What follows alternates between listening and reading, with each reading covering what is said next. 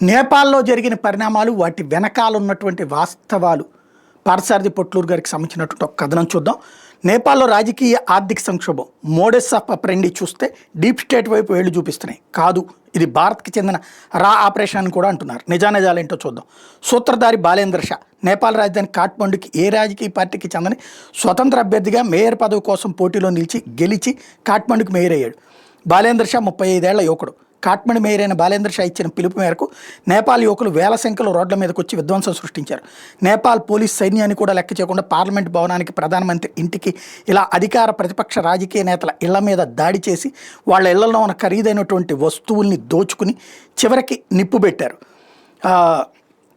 నేపాల్ యువకులు అధికార కమ్యూనిస్ట్ పార్టీనే కాదు, ప్రతిపక్షమైన నేపాల్ కాంగ్రెస్ పార్టీ నేతలపైన కూడా దాడులు చేశారు. అంచేత జరిగిన దాడిని ఏదో ఒక పార్టీకి వ్యతిరేకంగా జరిగినట్టు చూడకూడదు. మొత్తంగా రాజకీయ వ్యవస్థ మీదనే దాడి జరిగింది. కారణం ఏంటి? అవినీతి. ప్రజల సొమ్మును దోచుకుని విలాసవంతమైన జీవితం గడుపుతున్న రాజకీయ నాయకులు, వాళ్ళ పిల్లలు, ఇలా మొత్తం కుటుంబం విలాసవంతమైన జీవితం గడుపుతున్నారు అనే భావన నేపాల్ యువకుల్లో చాలా కాలం నుండి పాతుకుని పోయింది. తేడా ఎక్కడొచ్చింది?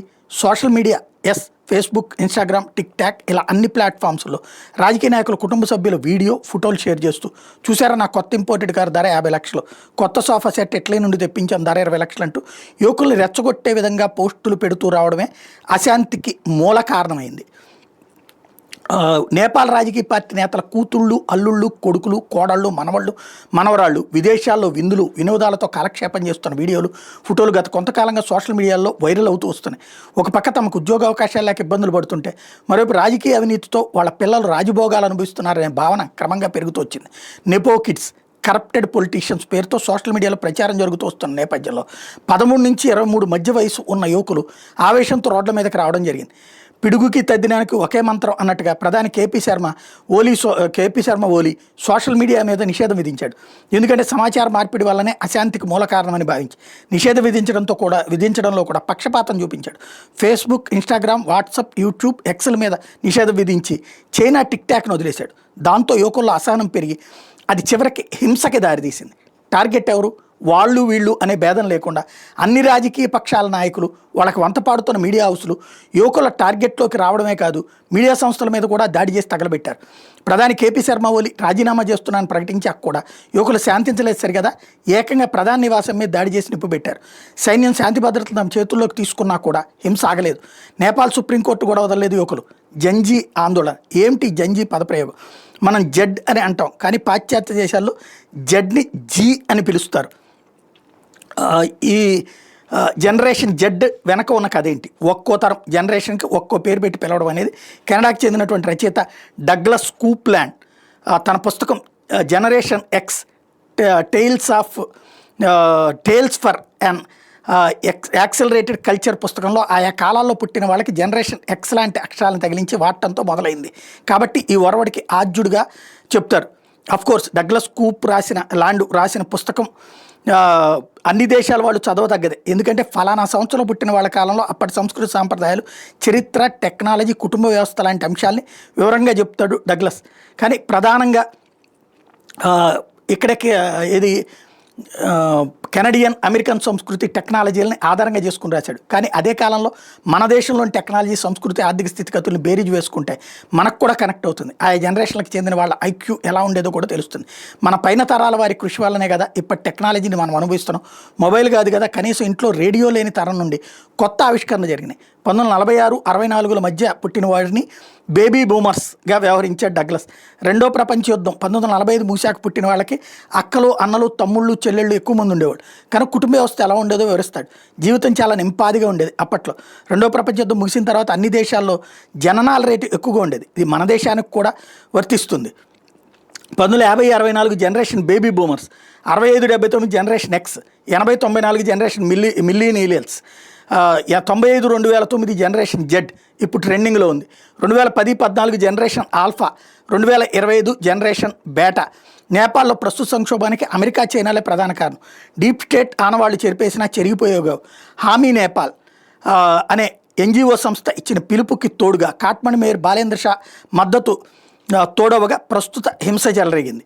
హమీ నేపాల్ ఎన్జిఓ సంస్థ ఇచ్చిన పిలుపుకి హమీ నేపాల్ అనే ఎన్జిఓ 2015లో నేపాల్లో వచ్చినటువంటి భూకంపం సందర్భంగా నేపాల్ ప్రజలకు సేవ చేసే ఉద్దేశంతో ఏర్పడింది. హమీ నేపాల్ అనే ఎన్జిఓకి బార్బరా ఫౌండేషన్తో దగ్గర సంబంధాలు ఉన్నాయి. హమీ నేపాల్ ఎన్జిఓకి బార్బరా ఫౌండేషన్ నుండి నిధులు అందుతూ వస్తున్నాయి. బార్బరా ఫౌండేషన్ ఎవరిది? బార్బరా ఆడమ్స్ అనే అమెరికన్ జర్నలిస్ట్ పేరుతో ఎన్జిఓని 2010లో నేపాల్లో రిజిస్టర్ చేశారు. బార్బరా ఆడమ్స్ అనేటటువంటి అమెరికన్ మహిళ ఏది దీంట్లో అమెరికాకి ఆడమ్స్ అమెరికన్ మహిళ 1961లో నేపాల్ వచ్చింది.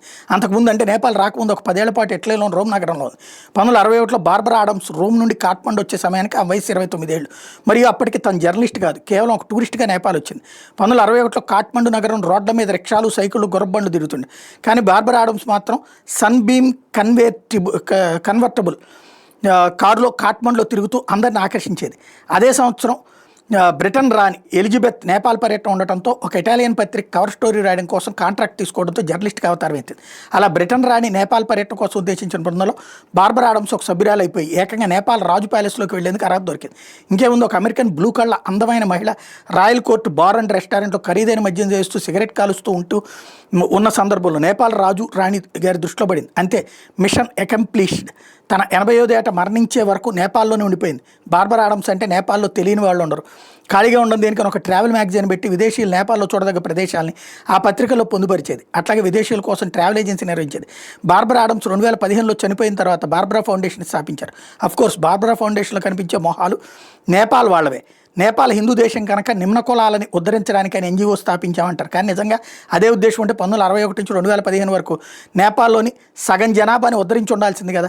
బార్బరా ఫౌండేషన్ 2013 నుండి నేపాల్లో ఇన్వెస్టిగేషన్ జర్నలిజంలో ప్రతిభ కనబరిచిన వారికి అవార్డులతో సత్కరిస్తూ వస్తుంది. స్టింగ్ ఆపరేషన్ చేసేంత విషయం నేపాల్లో ఎక్కడుంది? రాజధాని కాఠ్మండు చుట్టూనే ఉంటుంది ప్రధాన జర్నలిజం. 1961లో నేపాల్లో ప్రవేశపెట్టబడిన బార్బరా ఆడమ్స్ 2025లో అక్కడికి వచ్చింది. బార్బరా ఆడమ్స్ జస్ట్ ఒక స్లీపింగ్ సెల్ డీప్ స్టేట్. మరొక వైపును చూసుకుంటే హమీ నేపాల్కి ప్రెసిడెంట్ అయినటువంటి సుదన్ గురుంగ్ ఆందోళనలో పాల్గొన్న యువకులకి డ్రెస్ కోడ్ ఎలా ఉండాలి మరియు హింసకు ఎలా పాల్పడాలనే విషయాన్ని సోషల్ మీడియా ద్వారా సూచనలు ఇచ్చాడు. అంత పెద్ద హింసకి ప్రేరేపించి క్షేమంగా నేపాల్ ఉండొచ్చు అనే ధైర్యాన్ని ఎవరిచ్చారు? సుదన్ గురుంగ్కి. మొత్తం 20 కోట్ల నేపాలీ రూపాయలని హమీ నేపాల్ అధ్యక్షుడు సుదన్ గురుంగ్కి ఇచ్చింది Coca Cola, weber, gold star, mulberry hotel. ఈ 4 బ్రాండ్స్ కలిపి హమీ నేపాల్కి నిధులు సమకూర్చాయి. కోకోకోలాకి ప్రస్తుతం ముఖేష్ అంబానీ ప్రవేశపెట్టిన కాంపా కోలా నుండి ప్రతిఘటన ఎదురవుతుంది. మల్బరీ హోటల్స్ యజమాని Sherpa family Nepal. Gold star అనేది నేపాల్లో ఫేమస్ షూ కంపెనీ. వైబర్ అనేది cross platform instant messaging app, కానీ మాతృ సంస్థ రక్టూన్ జపాన్ది.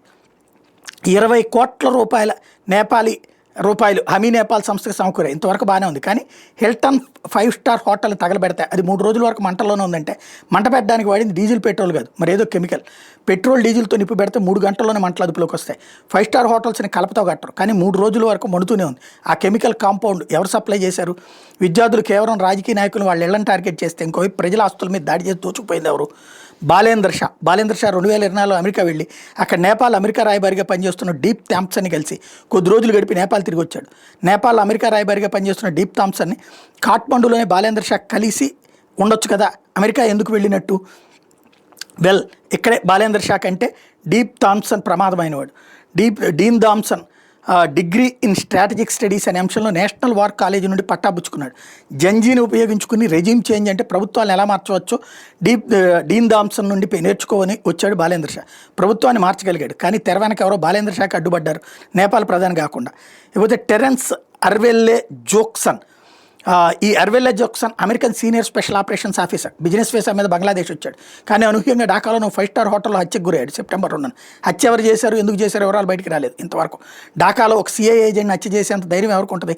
అఫ్కోర్స్ పేరుకే స్పెషల్ ఆప్స్ ఆఫీసర్, కానీ గూఢచర్యం కోసమే తరచూ బంగ్లాదేశ్ వచ్చి వెళ్తున్న జాక్సన్ని బంగ్లా, పాకిస్తాన్ వాళ్ళు హత్య చేయలేరు. Special ops officer business visa మీద తరచూ బంగ్లాదేశ్ వచ్చి నెలల పాటు అక్కడే ఉండి తిరిగి అమెరికా వెళ్ళడం అనేదే అతను గూఢచర్యం పని మీదనే బంగ్లాదేశ్ వస్తున్నాడనేటటువంటి అనుమానం కలిగించింది. జాక్సన్ ఢాకాలో హత్య చేయబడితే కనీసం పోస్ట్ మార్టం చేయకుండా బాడీని తమకు అప్పచెప్పని అమెరికన్ ఎంబసీ ఒత్తిడి చేసి మరీ తీసుకెళ్లడం అనుమానాస్పదంగా ఉంది. అయితే జాక్సన్ మృతి మీద అమెరికా ఎలాంటి ప్రకటన చేయకపోవడం గమనారు. కొన్ని ట్యాబ్లెట్స్ మాత్రం జాక్సన్ ప్రతి కదలిక మీద ఇండియన్ రా కన్ను వేసి గమనిస్తుంది కాబట్టి జాక్సన్ హత్య రాపనే అయి ఉండొచ్చు అని పేర్కొంది. జాక్సన్ హత్య జరిగిన వారం రోజుల తర్వాత నేపాల్లో హింస చెలరేగి ఓపీ శర్మ దేశం విడిచిపెట్టి పారిపోవడం జరిగింది. ప్రధాని కావాలనుకున్న బాలేంద్ర షాకి ఢాకాలో జాక్సన్ హత్యకి సంబంధం ఉండుండొచ్చు. జాక్సన్ ఉండుంటే బాలేంద్ర షా ప్రధానమంత్రి అయ్యుండేవాడు.